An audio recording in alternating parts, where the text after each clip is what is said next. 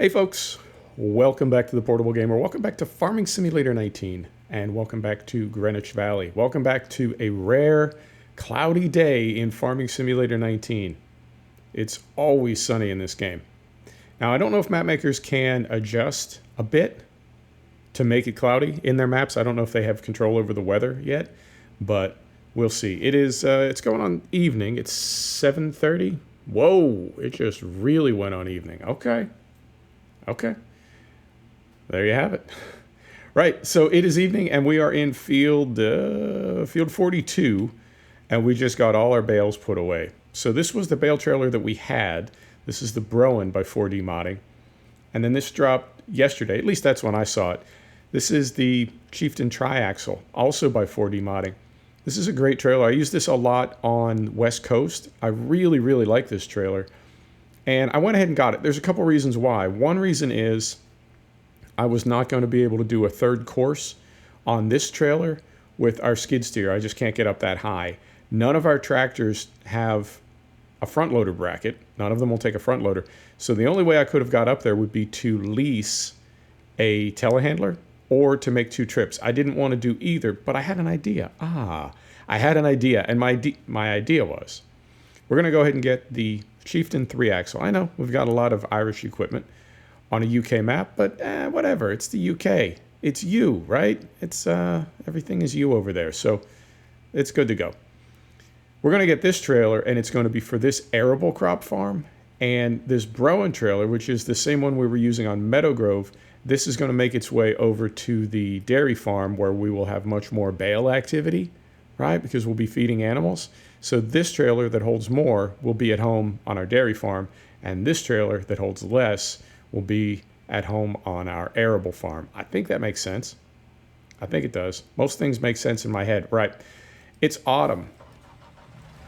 It is autumn here. Let's get some equipment put away. Man, I hope it's not too dark. I did bring the time forward, and when I paused it, I thought we were just about at the right place, but then when I brought the menu back up, when I brought the HUD back up, it jumped to darker. I didn't want it to be this dark. I think the game looks great at night, but I know it doesn't always translate to video, so I do apologize for it suddenly getting so dark. We had kind of a jump there. Right. So we'll get this put away. Oh, this is cool. We'll be able to turn on the lights in our yard, which is something I forgot to do in episode 1.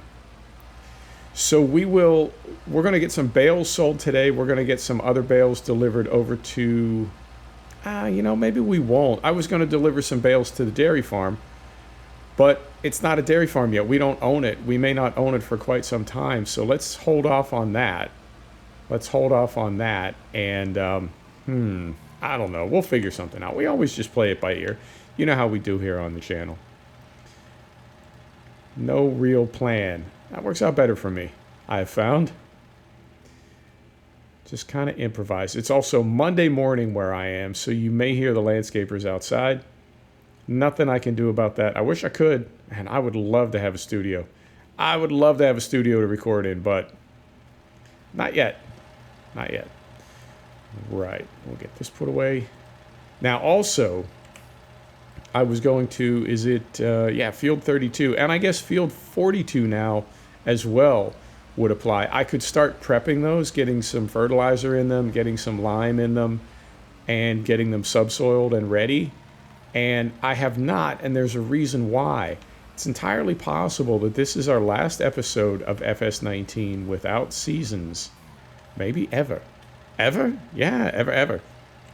If that's the case, then interesting. Okay. Wait. There we go. If that's the case, then when we come back in, whether we can save this save this save game, or whether we need to... Oh, that's cool. There's a little birdhouse up in the tree. Just spotted that. Details, yo. That's what makes a map.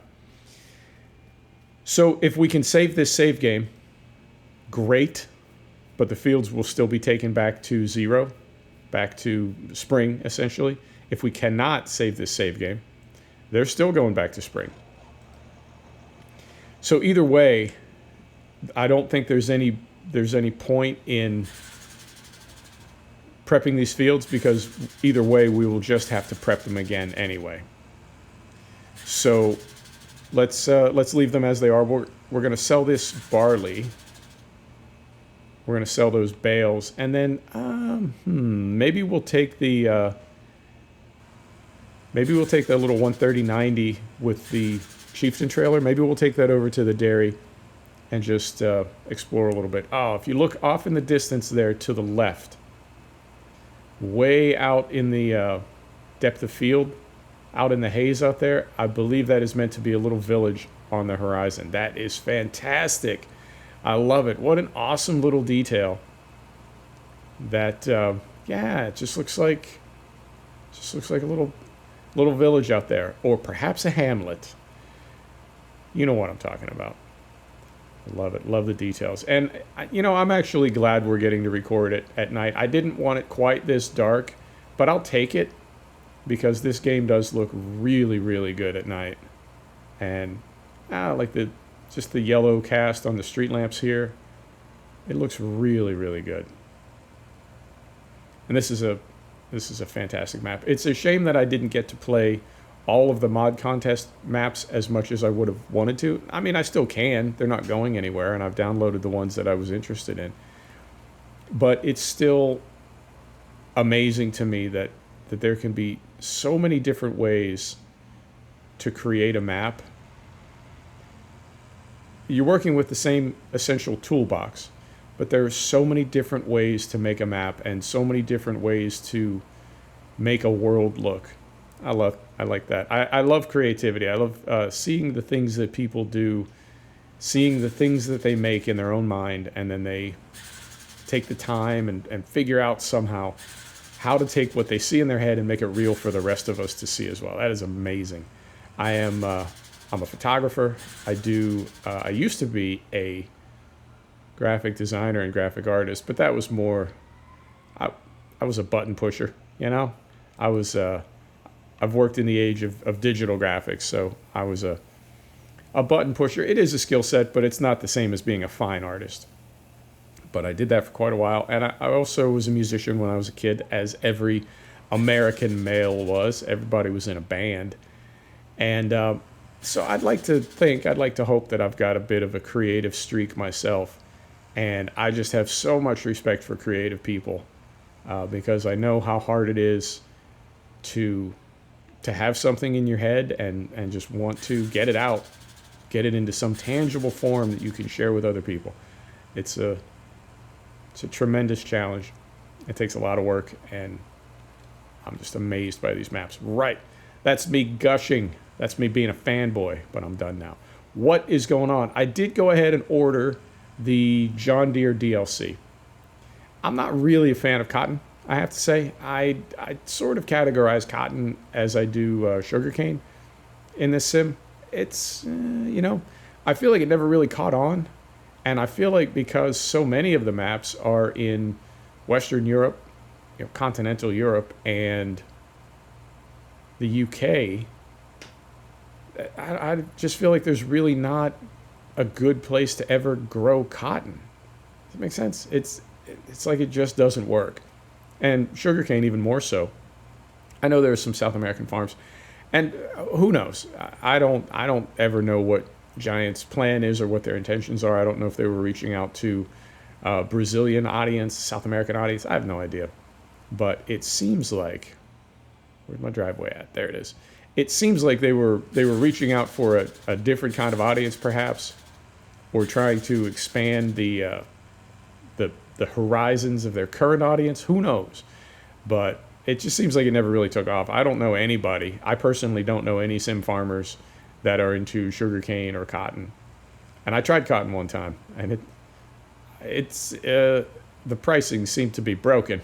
As expensive as the equipment was, the price that you get for cotton, really not very much. So I will try it, though. It sounds like I'm bashing the whole concept. Not at all. It's just not for me. And regardless, I'll get that DLC going. I do love the equipment. I love the equipment for both cotton and sugarcane. I just can't make any money with it.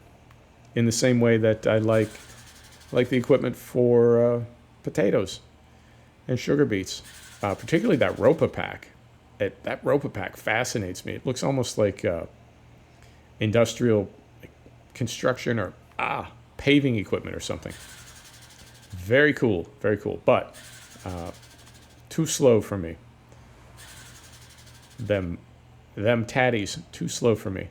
All right, so we'll get this back in here. I believe, let's unhook it. And we'll just leave it here. I can't think of any other place that we could put it. Lights off, engine off. Let us go. This yard looks beautiful with the lights on. I really regret that I did not turn these lights on as we were pulling in here for the first time. That would have been lovely. Right. So we'll hop over here. And what do we have on here? 2, 4, 6, 8, 10, 12, 20. Okay. Let's see how we do. Hop right in here. Hop right in there. And, oh, wait a minute. Is that a thumbnail? That just might be. It just might be. Love it. Right. Where are we selling our straw bales? Straw. Which of these is straw? Well, it can only be at the barn, so I suppose it doesn't matter. Oh, that's not a very good price. That's not a very good price. Now, where is the barn? Is it right here? It's right here. So we will go out, make a right, and then make a left.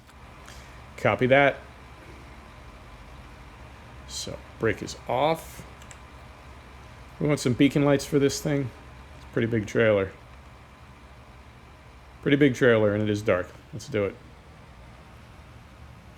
So what else is going on? Yeah, seasons. Seasons. I'm excited. I really am. And, you know, it's like an emotional roller coaster with your farm sim. You know, it's up and down. I was so excited for the sim to be released last November. I pre-ordered it. I waited and waited. Oh, I was so excited. And then it dropped, and it was obviously not done. No, not even close. Oh, Giants, what are you doing to me? And then they patched a few things. And they got it running. But I stayed on Farm Sim 17 for probably 3 months after Farm Sim 19 was out. It just, you know... But eventually I did roll into to 19. And as more and more mods and more maps were released for it, ooh, careful. It came around. Oh, there's another little village out on the horizon up there to the left. I don't know if you can see that. Let me get through this tree. Oh, it went behind a little fold in the terrain. Being very careful here. So yeah, as more mods came out, I did roll forward to 19. It is still frustrating. It is still, you know, I don't know the mind of developers. I don't know what their thoughts are. Let's try to get down out of these trees, man. I'm doing a little bit of the follow cam here, but I feel like we're in the trees. Like I was talking about Train Sim World in a truck video, and just the different frustrations that we as gamers sort of put up with, and trying to strike a balance, and trying to realize, you know, what is us being just ridiculous, and what is developers being kind of, you know what I'm saying, not very cool. This is our turn here. Oh dear. All right, now. This is a big trailer and a very small driveway. Can we do it?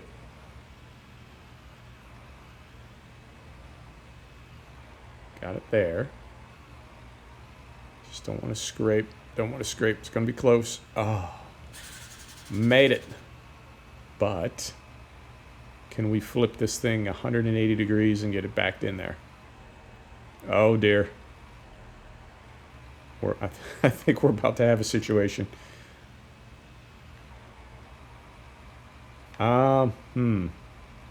Interesting.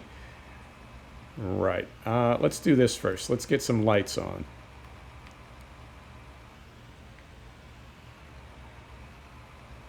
And let's see if we can do this.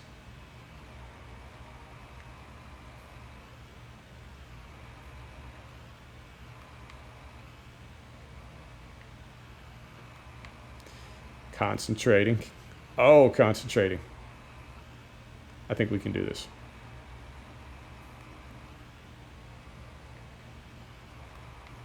Oh, and I'm trying to, if I bump anything, I'm trying to bump it very gently. Very gently. Right. Okay, I think we got this. So now we go over here. And then we're going to back right up in here. Is that right? Bale, sell point. That looks like it. Okay.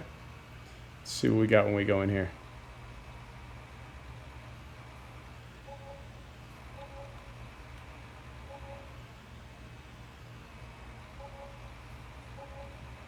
Beautiful. We got some money. Yeah, not a ton, but we got a couple bucks. Okay, lights off. Beacon off. Ah! And then we're going to pull forward, back down this little driveway here and back to the farm. So yeah, we've all been through this as gamers. I mean, we all know. Go to any thread, go to any forum, and you'll see people complaining about things, and it's like, oh, geez, dude, that's what you're upset about? Is that even a thing? Well, to that person it is, to that gamer it is. But then there are other things that, everybody's upset about, and it's like, okay, well, that's clearly a thing. That's not, nobody's being fussy there. That's a legitimate beef. Anthem, I'm looking at you. So we all need to find that balance where our expectations of developers are realistic, but that we do have expectations of developers. And I feel like, the way 19 was rolled out and the release and everything, I do think there were some issues there. I do think in the meantime, Giants has resolved a ton of them. They fixed a ton of bugs. But I also think there is just a fundamental disconnect between Giant says its core user is a more casual console gamer. Okay, I'm not going to argue with that. That's their data, but I think when they say core user, I think they mean most of their players are casual console gamers, but I think their most loyal players and the people that are willing to spend oh dear. The people that are willing to spend the most money are maybe more serious PC gamers and are more into the mod scene and are more into, what I'm saying, more realistic play and various other things. So in some ways I understand that Giants is trapped, because I do agree that more of their players, the majority of their players, are casual console gamers. I'm waiting to make a turn here because I fear we're going to tail whip into traffic. So I agree with them that the majority of their players are more casual. But I also feel like they almost owe something to the most hardcore players. And the most hardcore players, I have to think, are PC players. So it's a tricky balance, I think, for a company like Giants to be in, if they're even taking it seriously and trying to take care of everybody, take care of all their customers. And they may not be. They, like what I was reading about Dovetail yesterday. Ooh, that's rough. If that's accurate, Dovetail is just kind of they don't care. Yeah, that is. I'm hoping that they get this fixed at some point, because what we're seeing right there is this light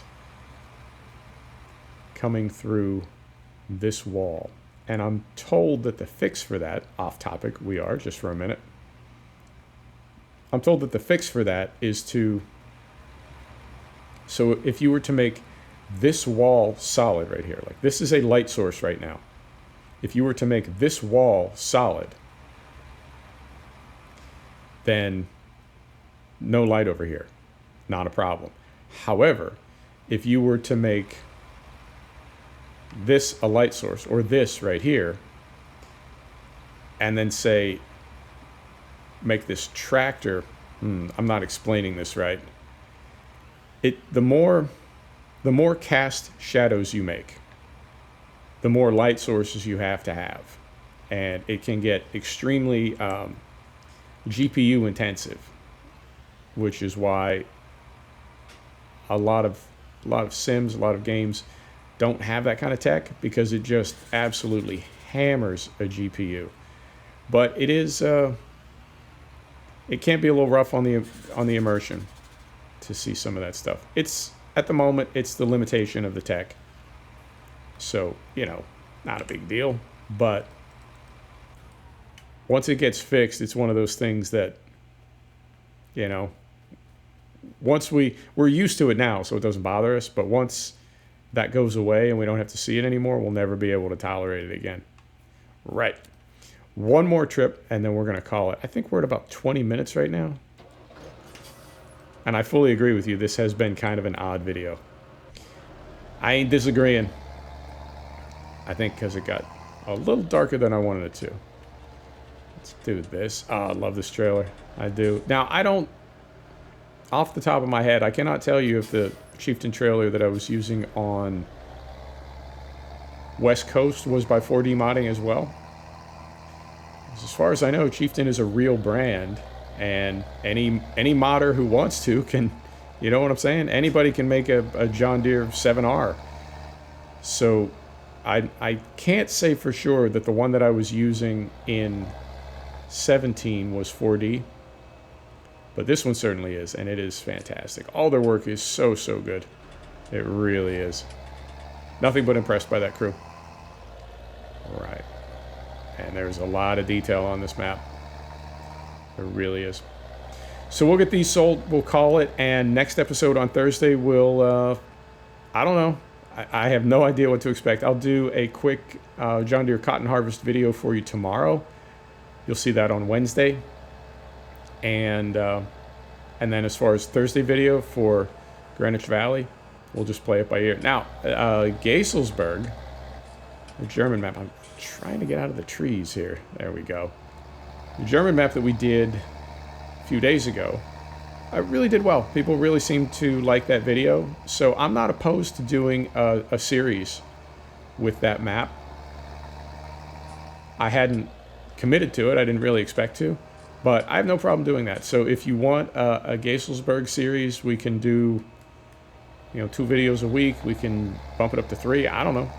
We'll figure it out. I don't want to do 4 farm videos a week, but we can certainly do 3. So let me know.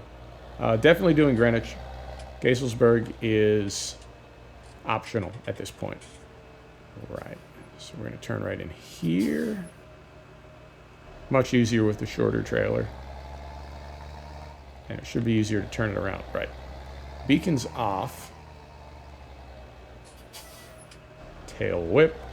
Scrape the building. No. Almost did. Get some of those on. Straps off. Right back there. We'll pull this right up here. Set the brake. Hop out.